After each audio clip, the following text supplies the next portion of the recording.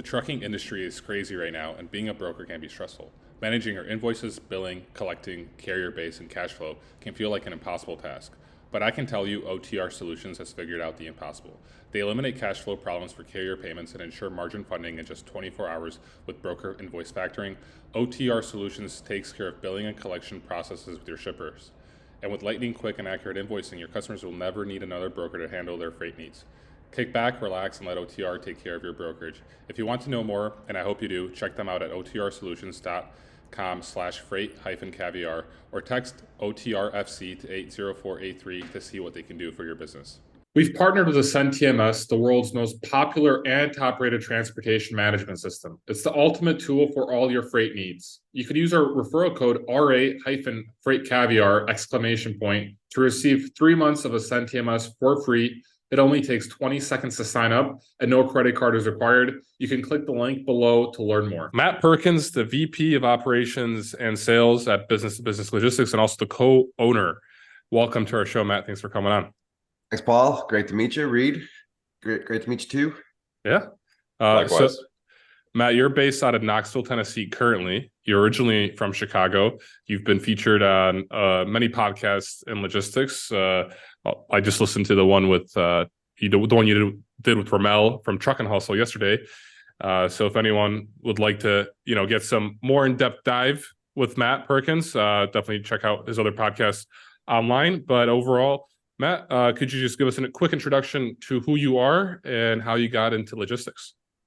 Sure. So Matt Perkins, co-owner of BTB. The origin of how I got into logistics came from my college days. I went to a somewhat smaller school called DeVry. They were known more for technology, but they had a business degree. And the really cool thing is a lot of employers locally in Chicago came after graduates of DeVry. So Hub Group originally, when they were a lot smaller, they found me first, and I was working as just a track and trace coordinator. After school, I'd go over to the Hub office with the understanding I'd go full time once I graduated. But I wasn't in love with the position, so another company found me, American Health Products, who unfortunately no longer exists. And they're a latex glove manufacturer in Malaysia that imported the gloves into Itasca, Illinois. So I was the coordinator. I made all the routing decisions from our warehouses to our customers. And just through networking with my air freight agent, I found my first brokerage, who I am still friends with today. My mentor, still owns that freight brokerage. And the rest is kind of history. I bounced around with a couple different companies with regards to either like account management, freight brokering, etc. But 12 years ago, me and a coworker actually decided we could probably figure this out ourselves. And so we made the leap and started business to business logistics. And we've been doing it for about a little over 12 years now. Very, very cool. And if I'm not mistaken, on Truck and Also, you mentioned there's like around $60 million in revenue. Yeah. So last year we did about 60 billion. Unfortunately, with the downturn, it won't be as high, but yeah, did about 60 million between. We've got two models. We've got the corporate model where I've got W-2 employees, and then I also have an agent program where those that want to be basically freight broker, business owners can come, but they don't have they don't have to worry about the cash flow situation. Sure. And they don't have to worry about doing all the admin and operations, because let's be honest, when you're really good at sales, you're usually really bad at paperwork. Yeah. Which one is B2B like more focused on? Is it like kind of a split balance, or do you just have like more focus on agents? What does that look like? It's actually a great question. So, it's very cliche for me to say both. They're both different animals. So obviously with the employee model, I retain 100% of the profits. And then through those profits, I pay commissions and bills and salaries and et cetera. So, but I've got 100% control of that profit. So therefore it is more profitable to me. Let's say if all $60 million came in the form of my employee model, it'd be a totally different financial structure. With the agents, it's what I almost call easy money. Of course, nothing's truly easy if it's legal, but the agents come on board and I don't have to maintain those customer relationships. They do. the agents don't get paid unless they move freight. So therefore, the risk and the cost is nowhere near my cost as the employee model. So it's a quick way to grow a company if done right. But, you know, at the end of the day, the employee model is more profitable from a percentage standpoint. Okay. Very interesting. What's your split? What's the split employee, like size wise, like percentage? So of the $60 million, Well, no, not even just of the dollars, just of your head count, I guess. oh, so the headcount is pretty substantial. So including me and my partner, we have 16 people that support the corporate model. Now, 3 of those people on that 16 also support the agent model because they're my accounting department. Or no, I'm sorry. I have a woman by the name of Nancy who oversees the entire agent department because to give them the attention that they deserve, I can't devote enough time to that cause. So she does. She is fully engaged with them. So I've got 4 out of the 16 that work with the agents as well. But with the trying to think with my, you know, some of my agents vary in size. They've got people that work for them. You know, I've got a relationship with the agent owners, and I do know some of their employees. But when it's all said and done, I've got about 67 users on our platform, on our TMS. And 16 of those are, you know, get a paycheck from me. Okay. Yeah, I spent a brief time as an agent for Armstrong Transport. A buddy of mine has an agency there. So I have a little bit of experience in it. And it's interesting. And Paul, don't let me go on too big of a tangent here. So keep asking your questions after this. I'm very interested in, like, yeah, like you alluded to, the agent might not make you as much money, like, versus a company employee, but like it's pretty, like, you find the right person, it's pretty plug and play, and it probably doesn't take much work on your part. So in a perfect world, you're able to attract people like that, who know what they're doing, who don't really need their hand held, who are just, you know, using you for the back office and the software. And it's just like, how do you attract people like that? Like, that's an interesting, I'm interested in how you do that, I guess. Yeah. So, I mean, I'll use, for example, my largest agent. You know, she just doesn't want to deal with the back office. She loves sales. Her history is nothing but sales. So me and her, we get along. We actually synergize with each other, and she comes to me for advice on what am I doing as far as like different assessments to kind of test an employee's like character. Are they built, are they wired for freight brokerage? Because that's all 3 of us know. It takes a certain mindset to do freight brokering. Not everybody's cut out to deal with what we have to deal with. So we talk a lot, but she just doesn't want to deal with the cash flow, and she doesn't want to deal with the back office. She just wants to go out and sell. So it's great because she's grown a hell of a business, and I haven't had to do much at all. I mean, she came to me as a great individual who had a nice little book of business. She was carving out a nice little, you know, job for her. She's doing, I don't know, $1.5 million, $2 million a year. And then she just shot up, you know, by herself, by her own determination. But, you know, I gave her a strong foundation to build off of. And then she just took that ball and ran. And I didn't have to deploy a lot of resources for it. So it didn't cost me much. So that's why I'm okay with like those kinds of splits. Hey there, amazing listeners. If you're enjoying what you're hearing on our podcast, we need your support. It will only take a moment, but it would mean the world to us. Please make sure to hit the like button on this video, subscribe to our channel, and don't forget to share with one of your friends that would enjoy our content. Your engagement helps us reach more people and bring more awesome episodes to you. Thanks a million, and thanks for being part of the podcast community. Yeah, it's an interesting model. I mean, it's how many people who are in that model for you were working in a corporate type model before and are like being an agent for the first time? So as far as a corporate freight broker, off the top of my head, 1. And he came from a large 3-letter freight broker and wrote out his non-compete and then did his thing. Everyone else has come to me pretty much. They have grown up in the agent network. I actually have one guy who was an old trader on the Chicago Board of Trade. He had a seat downtown and he traded volatility, which I know nothing about. But he came to me. I mean, he's very forward thinking. He looked one day and said, my job is going to the screens and everyone's able to day trade my job. He's like, so I'm going to be out of a job in a couple of years. So he actually went and became a CDL truck driver for Schneider, drove around drayage in Chicago just to stop at truck stops and talk to drivers and learn their plight. Mm-hmm. And he parlayed that knowledge into becoming a freight agent. And he was with another company, but they weren't able to really support him the way we can. So then he found us, and he's carving out a nice little living doing his thing. So the summary answer is not many come from the employee model.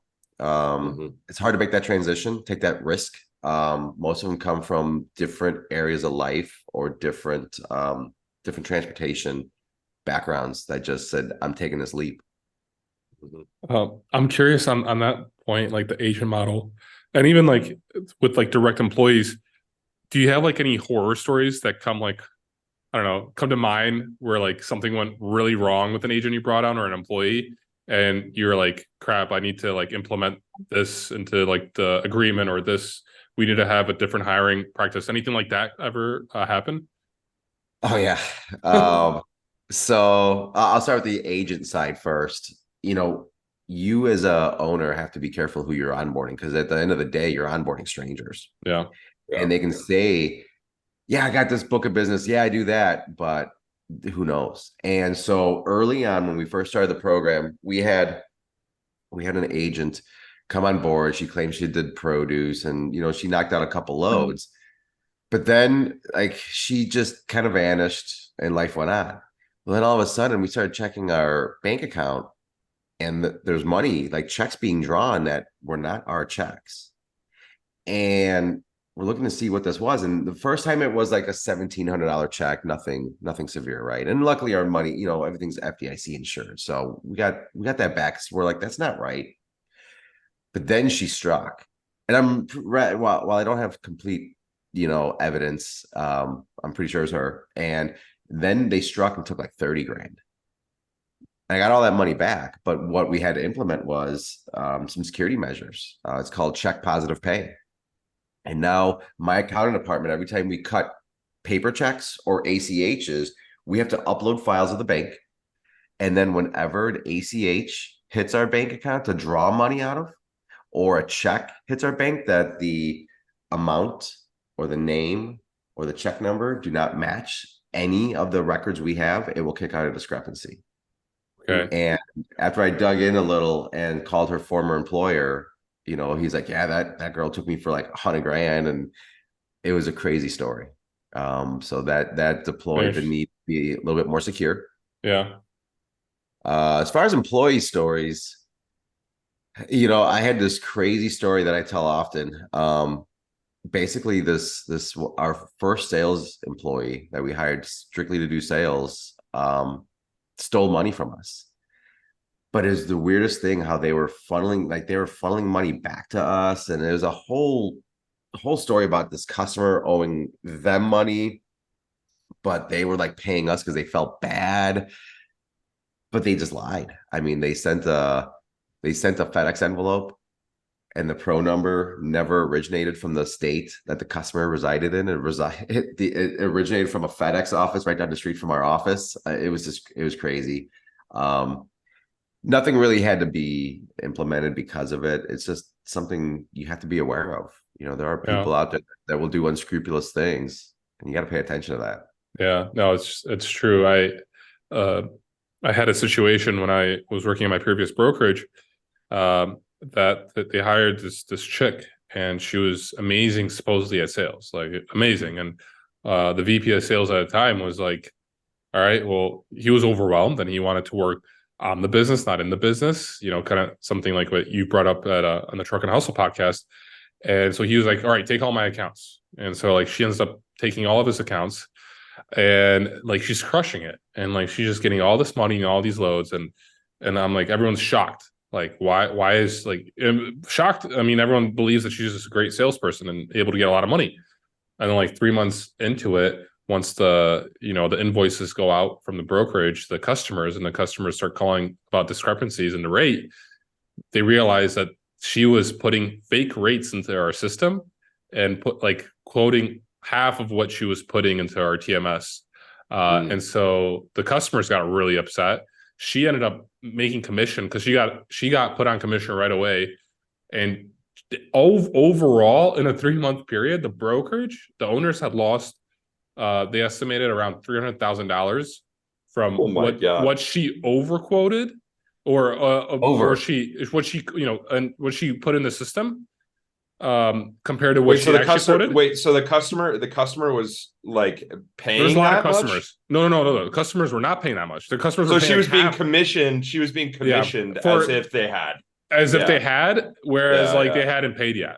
And it was, and she had like all the customers, like she had like 70% of the business because like the VP of sales, like, here, take it all. So, and so just a lesson for anyone listening. It's like, do your due diligence and, like never trust someone until like, you trust them kind of thing. It's, so that's interesting. So I got a quick story. Then there's a BTB story I wanted to lay out for crazy financial stories. But so a former employer I was with, somebody was planted in the accounting department. And what happened was there was contracted rates within the TMS. So to move from point A to point B was like $500. But this person was going back in the system and adjusting it for like $800 to pay to the carrier. And the carrier was knocking back a few bucks to the accounting clerk. And it all went under the radar because it was in the system, right? So how do you validate that? But finally they said, man, why is this account hemorrhaging money? We feel like our costs should be down here, but our costs are right here. And then they did some background and they noticed one carrier in particular kept getting his rates modified. And he was assigned loads that he shouldn't have been assigned to. He was like number 4 in the waterfall, but he was number 1 in bookings because the rates were being doctored down low to get him the load and then reapplied. It was crazy. But go ahead. Was that a BTB? No. That was a former employer. I don't want. Okay. Got it. Okay. It doesn't even exist anymore. Well, it might exist. They change names so much. But no, the BTB story. Here's a crazy life lesson for the people that want to go and start a brokerage. And this is what attracts agents to BTB. So we had a landscape customer. It was actually brought to us by the same employee that stole from us. But after they were gone, we retained this customer. We started moving a lot of freight with them. I mean, to the tune of 40, 50 loads a day, because they did the mulch, rock, dirt. When you go to Home Depot, Lowe's and everything, and you buy that 2 for $5, that was them. So we're racking up this huge tab and we have no idea what we're doing, establishing credit lines. We're just like, hey, this customer's been around. They sell a lot of mulch. Let's go. Let's make money. And so everyone's, fat and happy. They think they're getting huge commission checks. And then the payments are coming really slow, but the balance is growing. And we're into, the 250, 300 category at this point. And we started asking questions like, oh, we just get slow because retail, they pay in 90 days. Sound story. I know retail pays in 90 days. So I'm like, okay, well, we keep going. Let's get through the season and it'll all balance itself out. So we're up to about $400,000 in revenues and about $250,000 in what we owe the trucks. And then we start asking more questions like, hey, man, we're going to kind of have to put you on hold. Like, this is getting serious. We need to start seeing some checks. Like, they're coming. Finally, we called our lawyer buddy. We're like, hey, you got to send a letter. We got to start getting threatening here. And as soon as they deliver the letter, they called us and said, yeah, we're going bankrupt. And so then the question comes down to, well, we're like 2.5 years old at this point, 3 years old. And we're like, okay, well, like, what happens now? And I was like starting to look for like a new house and, things were going good. So, needless to say, they had a $50 million bankruptcy. The real short story, because I'm not an accounting professional, but the short story is they were counting their land as inventory because they owned a bunch of fields, right, where they would harvest trees for mulch and rock and dirt. And so they claimed that $25 million in assets and $25 million in inventory. The problem was they were double dipping their assets and they were counting it as inventory, not yet harvested. So the bank called their note and said, your line of credit is pulled. And they're like, okay, well, we're bankrupt. I mean, even the CFO went on oath and said that they don't even know if selling the bags of mulch and dirt were profitable. They have no way of knowing if they were profitable. So they took us under. They didn't take us under, but they went under. And so we had to pay all the carriers because we're not going to go out of business. There's no plan B. So we paid $250,000. Me and my partner didn't take payroll for quite some time. Luckily, we had some saved up pretty quick. I did not buy a house right away. I stopped that search real quick. And we got a phone call from a gentleman that said, hey, I see you're a top 10 creditor on this bankruptcy. Did you see above one of your competitors is on there? And we said, yeah, we see the competitor, and they were owed about $600,000. Oh, and he goes, yeah, I'm writing them a check for 90% of that balance. How much are you getting? And I'm like, we might be lucky to see $1,000 out of it, 2 cents on a dollar, something like that. He's like, yeah, you want to talk? And we said, yeah. And so what we have, which a lot of freight brokers I don't think have, is receivables insurance. So instead of us using any of the standard credit agencies, which I don't even know the names of because I won't use them, who just give you credit reports, these people put their money where their mouth is. If I go to them with ABC Plastics and I say I need $50,000 for ABC Plastics, they will tell me yay or nay. And if they say yes, and ABC Plastics goes bankrupt, 6 months later, and I have a balance of $50,000, I'm getting a check for 90% of it. Okay. Whereas other brokers will have to eat $50,000. So, how does that correlate with agents? Well, in the agent model, and Reed, this with your buddy at Armstrong, if an account, if Armstrong doesn't have, and I don't know if they do or don't, but if they don't have the receivables insurance and ABC Plastics goes bankrupt for $50,000, your buddy owes $50,000. Yeah. We didn't have a situation like that happen, thank God. But there were a couple times when some carriers did some shady stuff and things weren't delivered that should have been delivered. And I quickly realized, I'm like, oh man, because I was on the hook for stuff as an agent, right? And my if we took a loss on a load, I was basically eating the entire loss myself. And when you're just a one-man show like that can hurt really bad, and you don't even realize. And I don't think a lot of people, especially, and this might be why a lot of people stay either in, agent or corporate, but mostly stay in corporate, is because I don't think a lot of people realize the financial risk and just the financial side of things to actually run a brokerage, right? Where you're paying out carriers before you're being paid by shippers and you're floating a ton of cash. There's a lot of risk, in doing that. And I don't think people really realize that. A lot of, especially people who are oh, why do brokers exist? Yada, yada. Why are they here? I'm like, guys, I don't think you realize what's going on. Some customers don't pay for 90 days, and it's crazy. This right here, this is my report.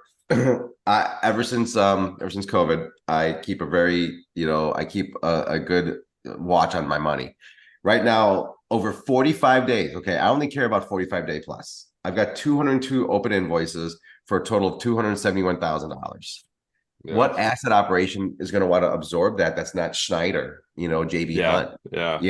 Mom and Pa can't absorb. I mean, they're not going to have that kind of balance anyways if they've got one truck. But that represents 10% roughly of my total AR right now. So who can let 10% of their AR as a trucking company? And you have to go collect that too.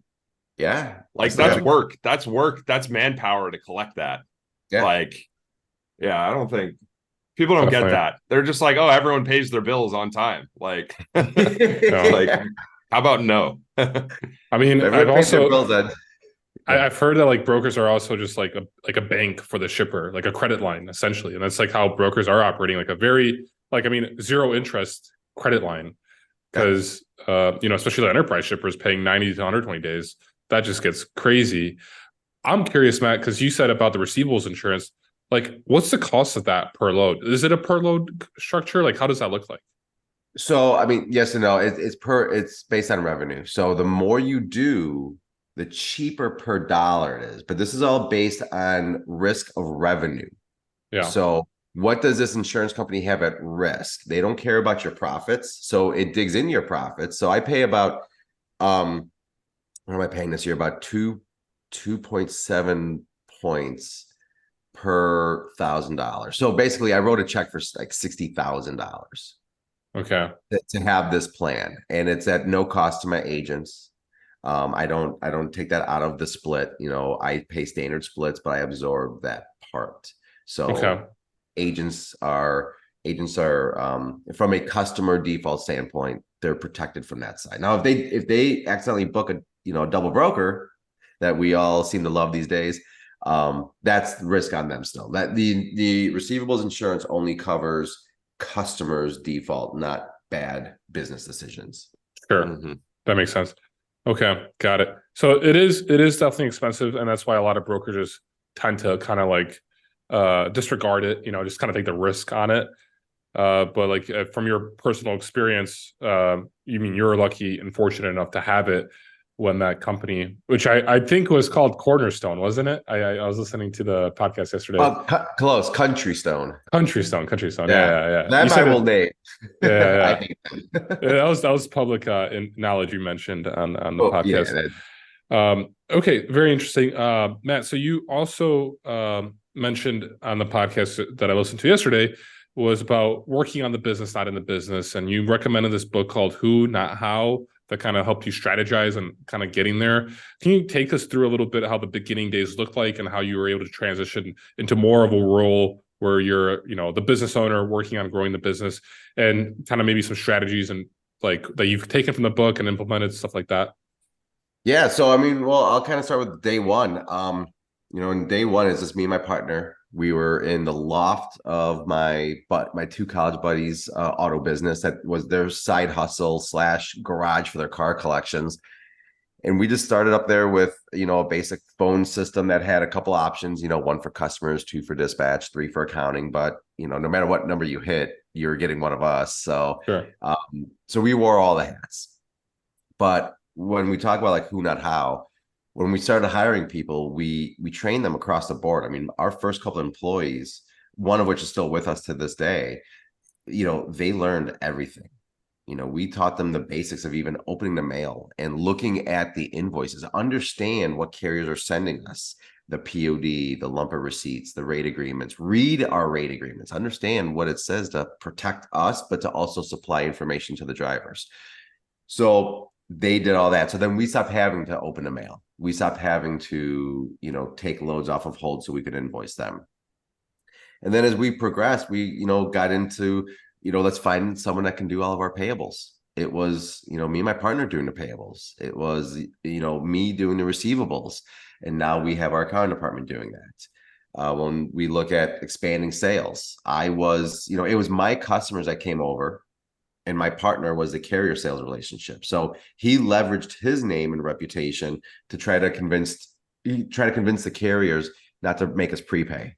Because I mean, you start a freight brokerage today, good luck. I mean, it is going to be brutal out there with no credit. But my partner has a really good name, so it carried over. And my customers came with me. They liked me, not so much the prior brokerage. So they came with me. And then expanding on that, when we learned about the agent program, because I never knew about the agent program when I started BTB. I jokingly say when I'm doing my sales pitch to agents that if I knew that it existed, I probably wouldn't have started a brokerage. But here I am. I had to find Nancy, and she's my who, to make sure that agents know that we're there for them, that she is nothing but a phone call away. She will pick up at all hours of the night. If you need a comm check or something for one of your drivers, she'll take care of it. And that's the premise. You have to build it though. You don't get to, I see a lot of people out there that talk about, you can start a freight brokerage and just get some, offshoring, do some nearshoring, some offshoring, and get these people and they'll do your sales. They'll make all your calls. That's not going to work. You've got to do the work, in day one, and then you go from there and you build up your who from there. Oh, definitely. I think Nancy's the one who connected us, right? She is, yeah. Yeah. I mean, we listen to, I've been reading like your newsletter, listen to your podcast, because I sit here and listen to podcasts all day since I don't have an Yeah. employee to bother. But Sure. yeah, so one of my employees turned me on to you a while back, Okay. and Nancy follows you, and then she connected us. But yeah, no, it's been great, just watching you grow, and with your podcast and your newsletters, very informative. I actually share articles at times with Oh, my nice. team about things. Awesome. That's awesome. Thanks for that. Yeah, Reed's also growing too. We've been working on a lot of stuff together. Have you seen Reed on LinkedIn at all, Matt? Yes and no. I see Reed's post on your newsletter. Okay. But I'm not as active. I know next year my plan is to get a lot more active on LinkedIn. I'm not as active as I should be. Got it. But yeah. Cool. What were you gonna say, Reed? What everything you just explained about starting a brokerage and all the things that make it hard, especially nowadays with the state of the market in general, how hard it is to win business, but also how hard it is to win business when nobody knows who you are and you're a brand new company, and carriers aren't going to work with you because most of them are going to go to their factoring company and they're going to say, hey, here's Joe Schmo broker, like, can I work with them? And the factoring company is going to be like, no, we're not going to take that risk. Like there's like reputation. And I also think a lot about reputation in the industry, because you alluded to your partner being, having a reputation with carriers and being able to kind of leverage that to get them to take loads for you guys. It's like, that's no small feat. That's hard to do. That's really hard to do. It is. And I've been on the message boards, I'm on like a Facebook group that I just follow people that everyone wants to start a freight brokerage. I want to be a freight broker. Great. Do you know like where you're going to start? Where are you going to get your customers? Yeah. And, the best advice I've given on some of those boards are, if you don't have shippers already, go work for somebody. Yeah. This is tough. I'm not saying don't start a freight brokerage down the road, but you don't get to start it tomorrow. I mean, it's going to be brutal. It is a very saturated market. There are 15, 20,000. I mean, no one really knows this answer, but there's like 20,000 plus MC numbers. Now, we don't know how many are active. It's all, I say that's impossible to figure out, but there's a lot, let's be honest. And then when you've got a market that's down 40%, that's just going to add to the pool. And, I'm all for people starting a company, but our barrier of entry is very low. And while it helped 12 years ago, it's too low. I mean, isn't the middle ground between starting your own company and going to work for somebody just being an agent? I mean, isn't that the middle ground? Yeah, it can be. Absolutely. Yeah. And we've taken on in the past. Now, I will say this, we don't really take on newbies anymore, only because we've given that shot to many people, and the success ratio is being an agent. Yes. Yeah. One of the other things I wanted to ask you was if you had ever hired somebody who had never brokered freight as an agent and had them be successful. So we have in the past. One of our agents, and I'll even name them. I mean, Hudson Freight. They're all over social media. He owned a box truck, and he had his book of business as a box truck owner. But him and his wife decided, hey, we want to be, freight brokers. And so that's what they did. They came to us. They had a compelling story. Technically, they have no experience being a freight broker. Just because you drove a truck doesn't make you a good freight broker. While you can understand some of the terms, it is still a hard transition. But they made the transition. But, behind them are just a slew of other people that just, we don't. Here's the reality. I don't have the training platform at this time to really help make them successful. And for me to be able to offer the splits that I offer, I can't also invest a whole lot of time in training. You need to be a self-starter. Because we offer kind of a no-nonsense, no nickel and diming split. So the split I offer you is going to be the split you get. Whereas there are other agencies that have a split, but when you actually do your math, it's not that. So, but in return, they might have more resources than I have as far as to make you successful, where mine is more, you've got to be pretty much a self-starter. Got it. I'm curious, Matt, what your thoughts are on the whole convoy downfall and the financial challenges that like digital freight brokers have been facing in this market. What's your take on that? And overall, like, where do you see, I guess, the market going into 2024? And what are your, like, I guess, thoughts on where DFMs, what are digital freight matches, whatever.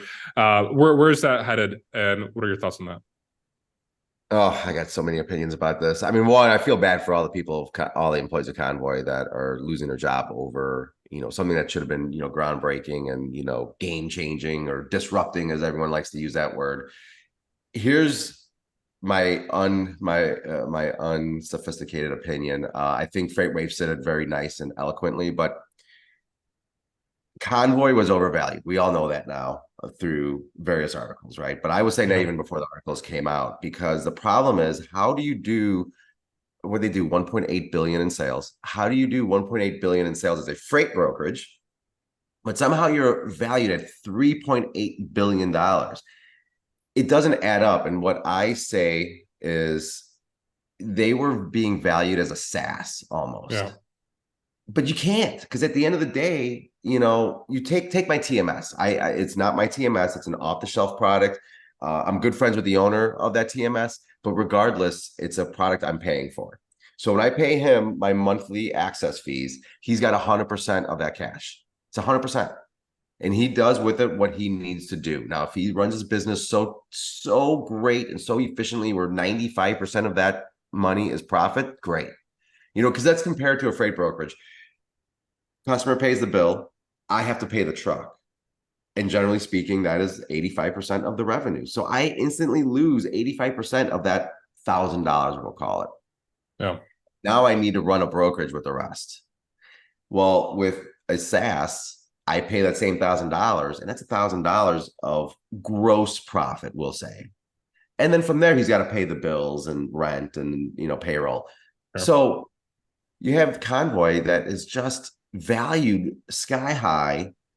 I have no idea what their EBITDA was, but I mean, at the end of the day, a company's value is based on a multiple of either profits, usually like a 3x or so, or EBITDA, which freight brokers, last time I checked, well, because I'm not up for sale, so I'm not checking the market today, but 10 to 12x of EBITDA.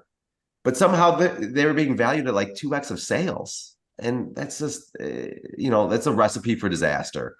Sure.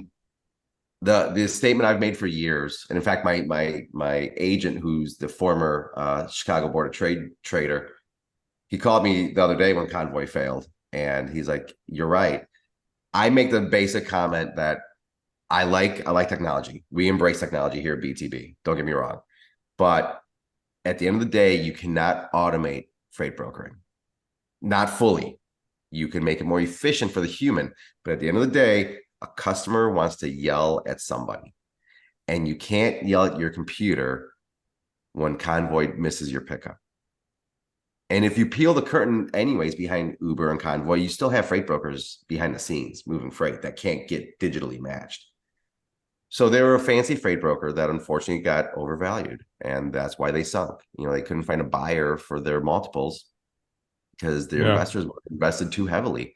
So, my basic answer is for like Convoy is people like to yell at people. End of story. The future, as far as 2024 is concerned, I mean, everyone's pointing to that this is going to be a rough 2024. It's going to stay. I think it, like any economy, there's going to be winners and losers. So while as a whole, there might be a losing mentality, there's going to be winners out of 2023, 2024. I mean, we're making headways, in what we're doing, the soliciting that we're performing. As far as digital freight matching, we've tried some of it as well. I think it's a tough pull because there's a lot of people trying to come into the field, and it inundates drivers with apps that they have to download to find all their freight versus just going to like a DAT or truck stop and just making a phone call to a broker that they know. But having all these different apps that they have to have user IDs for and log in and find freight, it's daunting. And it's just the same thing with what they're doing off of DAT back in, you know, the 80s and 90s, sitting at a truck stop making phone calls. They're just doing it now from their cab on a phone, bouncing from app to app, trying to find that perfect load. It's got its place, but it's not going to replace me. Not in my. Sure. I agree with that. Reed, what are your thoughts? Yeah, I don't disagree. I mean, even if there's certainly a subset of, and somebody said that, I don't remember who said this to me the other day, but it's like those companies need like set it and forget it, easy freight in order for it to run kind of digitally touchless, right? But at the end of the day, freight brokers account for something like 15% or so of like the total freight volume moved, I think. And like asset-based, like the big carriers are just way better at moving that set it and forget it type freight, like than freight brokers are, right? They've got 85%, like all of that freight is with them already. You know what I mean? Yeah. So Convoy is like trying to scrape by and get, you know, and I asked this question, I was like, what percent of their freight is digitally booked? And I got answers all over the place. Like I don't even know what way is up. So who knows what the real number is, but it's like, there's so many edge cases that like automating the edge cases is like basically impossible. And customers like to choke, like they need a neck to choke. You know what I mean? And like you said, they can't choke the computer screen. They can't choke the Convoy app. Like they want to choke a person. So Convoy inevitably hired people because they realized customers wanted necks to choke, and they also needed to like problem solve in ways their app couldn't. And yeah, I mean, it just kind of is what it is, man. It's crazy. Like we were just drunk on cheap money, really. Like that's what allowed this to happen. And well, let's be honest on customer mentality. And I'm not a fan of doing this. I've had people approach me that they want, you know, like sales managers I've hired in the past, and they want to perform this function of loss leaders, right? And I understand the concept of loss leaders. Retailers have loss leaders. Let's get you in for the paper towels, but we're going to profit from the toilet paper, whatever. The problem with a freight broker loss leader is that you think you're going to shape the mentality of a customer, and you're just not. You know, if you swing in there with a bunch of VC money and then you attack a large Fortune 500 company's RFP with loss loads saying, I'm going to do this for 1,000, damn well know I'm paying 1,200 for the truck. Yes, you're going to gain market share on paper. But then when you go next RFP round with that same customer, and then you go to 1,300, well, now you're just stuck in the waterfall, because somebody else might be more aggressive at that 1,150 and they're able to cover for 11 or whatever the numbers are. You're not going to buy this loyalty from the customer saying, oh, Convoy, yeah, I know last year you were 1,000, you just raised my rate by 30%, but I like you and I'm going to keep using you. Yeah. No, you lose that lane. So now you just lost all that money during that RFP and you're not going to get it back.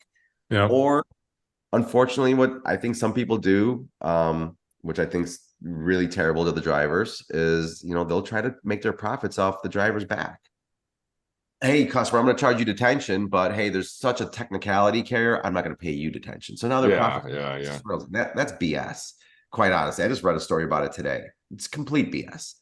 And while I only know one side of the story, the carrier side, you know, I've heard that practice all too often. So either they're looking to profit off of accessorials, or they think that they're going to buy some kind of loyalty, and it just doesn't work that way. So that's why I've never been a fan of a loss leader. But that's also maybe why I'm not a $500 million broker 12 years later. I don't know. 500 million on paper, you know, not in reality. Yeah, exactly. Right. Yeah. I mean, isn't the presence of a company, like an entity like that is able to buy market share with no regard for profit, isn't that like a bad thing? Like in the short term, medium term, it's not a good thing for the market in general, because it just distorts things, because they can underquote customers and then they can overpay carriers. You know what I mean? Like that's just not, like, somebody who's not subject to the same rules of the game, like, kind of screws everything up for everybody else. So I mean, it's not sustainable. Like, people are like complaining on LinkedIn, like, oh, this is bad for the freight broker, you know, world. It's like, how? Like, these guys were playing by different rules. And like, if you were on an RFP against Convoy, and they have this stack of cash to just do whatever, and they don't care about making money. Like, how do you win in that situation? You win in the long run. Yeah, but like in the I'm short still here. term, you're like, yeah, exactly. You win in the long run, probably, but like, I don't know. It can be disheartening, right? It bothers me, because who knows how many RFPs I may or may not have been a part of that Convoy was involved in. So, I'm up against something that just can't happen. And while it stinks, I think it just starts creating terrible mindsets because customers don't fully understand the cost of owning a truck. And meanwhile, I don't either. I've never owned a truck, but I've been close enough with trucking company owners that they've been open with me and they tell me what's going on. We've got very good relationships with, very long-standing trucking companies. And so I understand it enough. But customers, they've got to answer to somebody, right? So when you are the logistics manager, the VP of logistics, whatever your title is, there's always somebody above you that you've got to answer to. And even in my job, when I had a job as a decision maker, I still had to give a monthly report to the president of our company. We're a 50-employee company, and every month he wanted a logistics report. How much are we paying for warehousing per case? How much are we paying trucking per case? And if it got too high, I had to explain myself. So my job was to lower costs. And, sometimes that meant getting the right carrier, and sometimes that meant getting the wrong carrier. And thankfully, I wasn't part of the really bad situation where a driver. Here's a funny story for you. This is about the time when contracts started coming out with indemnity clauses for brokers. So I was already gone. I had left that company for my first brokerage, but the replacement for me hired the incumbent brokers, to move a load. And the truck showed up one day super late, like end of day kind of stuff. And our warehouse in Itasca had two sets of docks, right? It had an internal dock, it's called, where there's dock doors for the actual loading. And then there's these external doors where a truck could fit in between. And then you could close it so that during the winter in Chicago, it's not as cold on the dock in the warehouse, right? Because you've got this open, double wide door. So the truck pulls out, they close the external door, lock down for the day. This truck pops their brakes, backs into the door, and takes it off its track. Guy freaks out, pulls away with the door on his trailer, stuck up and down the industrial park he's driving, trying to bang this door off of other trucks. Cops are called. Police chase ensues. This guy ends up in an apartment complex, bangs it up against a bunch of cars, corners himself, pulled out by gunpoint. Turns out he was the cousin of the truck owner, does not even have a CDL. And then when the bill was handed to the broker to say, hey, we have like $3,000 worth of damage, they didn't pay it. They said, oh, we're a broker. We're not, subject to this carrier. Yeah, of course. So, sorry. And then the indemnity clauses were born about that time. So, just cool. Funny story I wanted to share. What year was that, Matt, when the indemnity clauses were born? About 2001 is when people really started seeing them, where they started gaining steam. That's when that American Health Products instituted one. Because 2001? Yeah, 2001 is when I went to my first brokerage. Got it. Okay. So you've seen the industry so brokerage, came out like in the 1980s out of deregulation, and then so kind of halfway point, like 2001. So it just shows you like how evolving the industry is continuously. Where do you see it going, like in terms like the evolution of it? I was watching a YouTube video yesterday about like the history of it, of the whole like trucking industry and the deregulation that came. I mean, truckers used to be really well respected back before the industry was deregulated, and they made really good money. They had benefits. They were home almost every night. And so it was really obviously biased towards that point of view. But I'm wondering, do you think we're going to be seeing more like regulation come back into the industry? What are your thoughts on that? I hope not. I mean, I think there's a lot of younger trucking company owners out there that they push for this regulation, but they don't understand. Even at the same time, regulation is very, in my opinion, communistic. I mean, you had to buy your routes, you had to pay for the routes, and the rate was the rate. Yeah. Whereas today, through proper negotiation and relationships, you can still get better rates. You don't have to, get paid the bottom of the barrel. Find the right brokers that have the right freight, that have the right mentality to approach a situation. This is cyclical, right? Everyone is really hell-bent on rates right now because we're in a down market. But, with 25 years of experience, I can tell you it's cyclical. A couple of years ago, there wasn't a single truck driver complaining about broker transparency, about the rates being in the toilet, right? But they're complaining about it today. And I get it. But it's going to change and it'll balance out. I don't see regulation isn't a solution to this. It's just having your business ran properly. I don't think any trucking company should be running off of a broker mentality. You can't run a business off your load boards. You have to find customers as well, direct shippers. One, you're going to learn what cash flow is all about, with a direct shipper, but two, you're going to get the better rates, because even if you do a rate for what a broker's charging, you're still going to be making more money than if you take the load from me, because I have to make some profit at the end of the day. So you have to solicit customers. You have to have your own customer base and then depend on the broker to get you back to home base. Yeah, makes sense. Awesome. Reed, any follow-up questions on that? No, man, I think he's spot on. I don't think, I guess one thing is like, when I was an agent, I had a customer, I had a couple of customers that I asked this question. It was like, how many times have you had a small fleet like proposition you, like come in, knock on the door, or try to get your business? And one of my customers said like she'd been there for 10 years. She's like, maybe 5 times ever that's happened. I'm like, how many calls do you get from a broker a day? And she's like, I don't know, 50 a day. It's like more brokers hitting her up in half a day than carriers have ever like asked her for a business. And this is like a big shipper, and not a big shipper, but like a big shipper for being a mom and pop, and they would fall over backwards to work with somebody in their neighborhood. You know what I mean? And I just don't think carriers like have the sales mindset all the time. But there are definitely, I'm meeting more and more small fleet owners who do, and they're kind of killing it. So I think that there's more to come on that, I think, as more people figure it out.